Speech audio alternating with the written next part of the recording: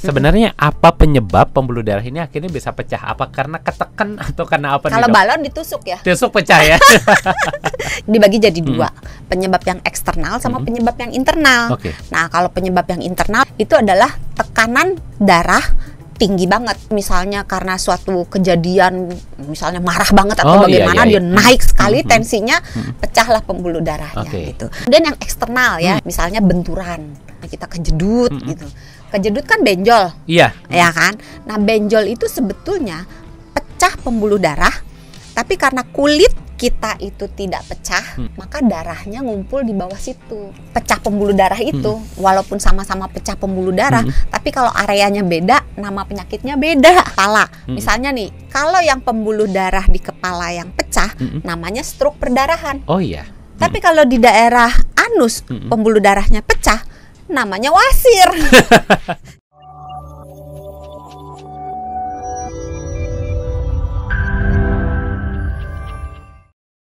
Hai sahabat Sonora, apa kabar? Senang sekali saya Hans Christian bisa kembali menyapa Anda di Kamu Sehat. Dan seperti biasa, episode kali ini kita akan membahas seputar dunia kesehatan. Kira-kira apa yang akan kita bahas? Nah, topik kita untuk kali ini adalah pembuluh darah pecah. Nanti seperti apa resiko dan seperti apa penanganannya, kita akan bahas bersama dengan Dr. Santi selaku Health Management Specialist Corporate HR Kompas Gramedia. Apa kabarnya Dr. Santi? Katanya nggak boleh jawab luar biasa ya. Jadi jawaban lainnya apa nih? Sangat baik. Sangat baik ya. Tentunya sehat ya. Sehat. Sapa sehat dulu dong. sahabat Sonora. Apa kabarnya sahabat Sonora? Halo sahabat Sonora dimanapun yang sedang mendengarkan dan menonton. Semoga semuanya dalam keadaan sehat dan bahagia selalu. Amin. Nah, Dokter Santi, tadi seperti sudah Hans mention di awal, kita mau membahas seputar pembuluh darah pecah. Nah, tapi sebelum kita ngomongin ke sana, kita mau ngobrol dulu, apa sih sebenarnya fungsi dari pembuluh darah ini? Pembuluh darah itu sebetulnya sebuah selang, sebuah wadah yang fungsinya mengalirkan, isinya pembuluh darah apa? Darah dong. Iya, yang isinya darah. Jadi dia berfungsi menjadi wahana untuk membagikan, untuk mengalirkan darah dari jantung ke seluruh tubuh dan sebaliknya dari seluruh tubuh ke jantung. Gampang kan? Gampang ya. Tapi ini kalau kita yang putih nih biasa kelihatannya ada warna biru-biru. Ini bukan sih sebenarnya pembuluh darah? Gitu ya? Iya. Oke, tapi pembuluh darah ini kan seperti kita tahu ada darah merah dan darah putih. Apakah sebenarnya itu mengalir dalam satu pembuluh darah yang sama atau berbeda? Kita merah dan putih itu ada di negara Indonesia. Bener lagi ya, merah putih ya? Iya kan? Bener. Iya benar. Tapi iya, darah merah, darah putih, keping darah, gula, kolesterol, berbagai vitamin, berbagai mineral, itu sebenarnya nyampur semua di dalam darah. Jadi walaupun darah itu kelihatannya merah, tapi sebenarnya nggak cuma darah di merah dalamnya, aja. Di dalamnya tuh banyak sekali komponen-komponen, ada airnya, macam-macam lah. Itu udah kayak gado-gado lah, apa aja ada. Semua gitu ada di sana ya. Tentunya yang penting untuk keberlangsungan hidup manusia itu betul. semua di sana. Tapi yang jadi pertanyaan berikutnya ini sebenarnya ada berapa banyak pembuluh darah sih di tubuh manusia? Jenisnya sebanyak berarti apa? ya. Jenisnya. Sebetulnya secara garis besar kita bagi jadi 3. Apa aja tuh, Dok? Pembuluh darah arteri, Arteri. yaitu yang membawa darah selang yang isinya darah yang berasal dari jantung ke seluruh tubuh. Oke. Jadi yang dibilang darah bersih gitu ya, yang darah yang ada oksigennya, ada nutrisi-nutrisinya untuk dibagikan ke seluruh tubuh. Kemudian ada pembuluh darah vena atau kita kenal sebagai pembuluh darah balik. Itu yang Hans bilang, mana biru-biru, coba dikasih lihat. Nih. Semoga kelihatan di kamera ya. Kalau nggak kelihatan nih Dokter Santi lebih kelihatan kali. Lebih kurus kali. Nah, itu pembuluh darah vena gunanya membawa darah-darah apa kita bilangnya kalau orang awam darah kotor. Sebenarnya nggak ada darah kotor, darah bersih sih, tapi lebih ke komponen yang berisi sisa-sisa metabolisme, terus karbon dioksida dari seluruh tubuh untuk dibawa kembali ke jantung. Dan ada peralihannya dari arteri ke vena, itu ada yang namanya pembuluh darah kapiler. Jadi sebenarnya ada 3, arteri, vena, dan kapiler. Iya. Oke, jadi kapiler ini tugasnya ngapain, Dok? Tadi kan kalau arteri bawa dari jantung ke seluruh tubuh. Untuk vena ini tadi istilah gampangnya bawa darah kotor. Kalau kapiler nih? Kapiler ini kita bagi jadi dua lagi. Okay. Jadi kapiler yang deket-deket sama si arteri, sama kapiler yang deket-deket sama si vena. Nah, tujuannya dia itu adalah pembuluh darah yang paling kecil yang bisa langsung ke sel.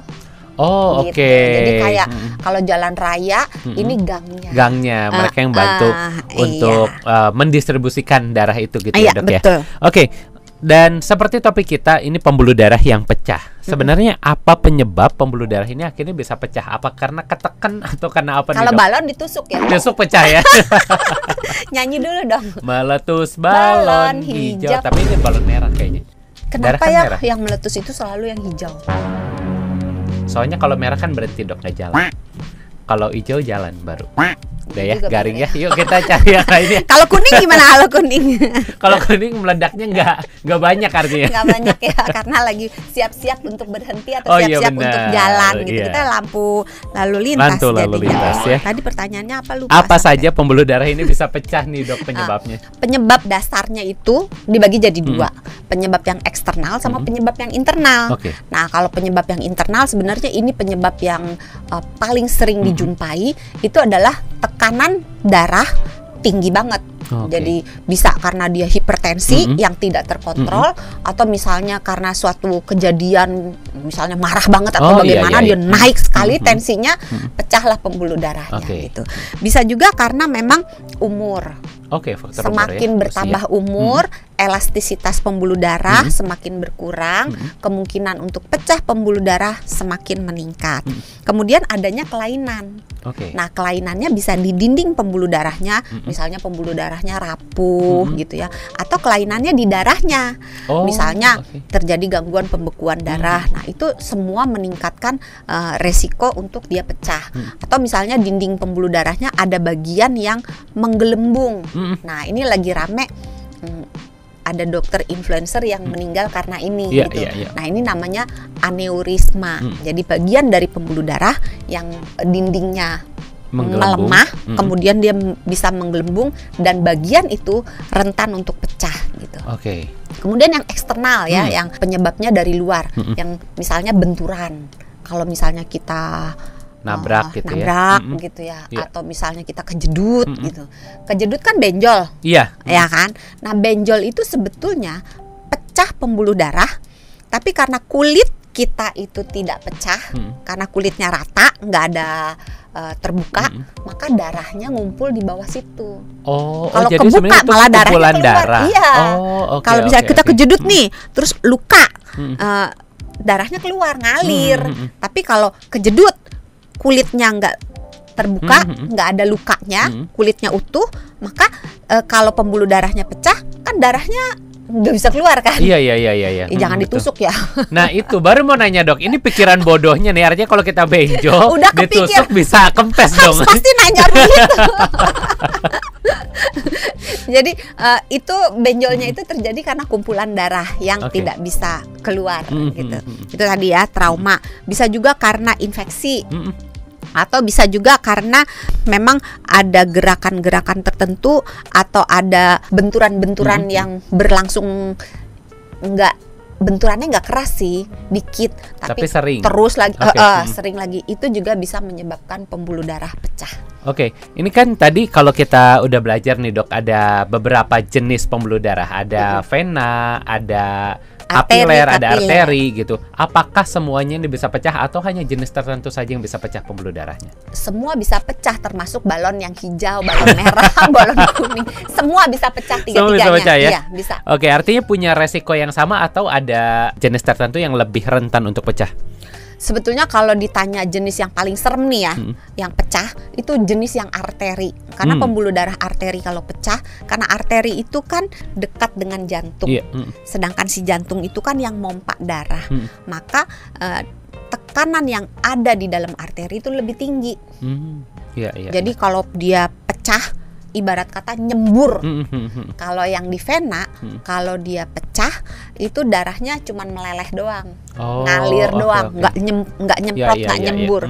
Karena tekanannya itu, karena dia kembali ke jantung kan jauh gitu tekanannya lebih rendah daripada yang di arteri. Itulah sebabnya ketebalan dari dinding pembuluh darah arteri lebih tebal daripada vena. Karena lebih kuat itu ya. Karena dia harus nahan tekanan yang lebih tinggi daripada di vena.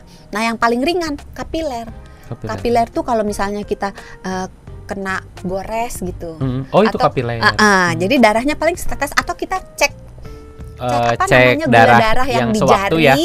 Atau kolesterol yang di jari gitu kan, ditembak. Iya, atau misalnya kita kena kertas gitu ya, kegores gitu. Itu kapiler. Nah, itu paling cepat sembuhnya, paling ringan, walaupun sakit juga ya. Sakit ya. Tetap aja sakit. Dokter Santi, ini kan ternyata semua jenis pembuluh darah ini bisa pecah. Ya. Nah, tapi tentunya penyakit yang ditimbulkan ini kita sering dengar berbeda-beda nih, Dok. Akibat dari pecahnya pembuluh darah ini. Sebenarnya penyakit apa saja sih yang bisa timbul, mulai yang dari paling ringan dulu deh sampai nanti paling berat? Ada penyakit apa saja yang bisa ditimbulkan? Pecah pembuluh darah itu walaupun sama-sama pecah pembuluh darah, tapi kalau areanya beda, nama penyakitnya beda. Oh gitu. Oke, kita mulai dari kepala kalau gitu. Kepala. Misalnya nih, kalau yang pembuluh darah di kepala yang pecah, namanya stroke perdarahan. Oh iya. Tapi kalau di daerah anus pembuluh darahnya pecah, namanya wasir. Jadi sebenarnya wasir dengan stroke itu satu mekanisme. Hanya tempatnya saja berbeda begitu ya? Iya, dan jenis pembuluh darahnya beda sih. Kalau yang di area wasir itu yang vena, tapi kalau yang di otak biasanya yang arteri. Oke. Ini kan banyak isu di masyarakat yang ngomong katanya kalau pecahnya di kepala itu lebih berbahaya. Perdarahan pada umumnya kalau yang kena vena biasanya dalam waktu singkat harus segera ditangani, karena kalau enggak itu karena darahnya nyemburnya cepat, kekurangan darah akan lebih cepat terjadi daripada kalau vena yang pecah. Atau daripada kapiler. Kalau kapiler mah sedikit banget yang karena pembuluh darahnya kecil dan dia cepat nutup gitu. Betul.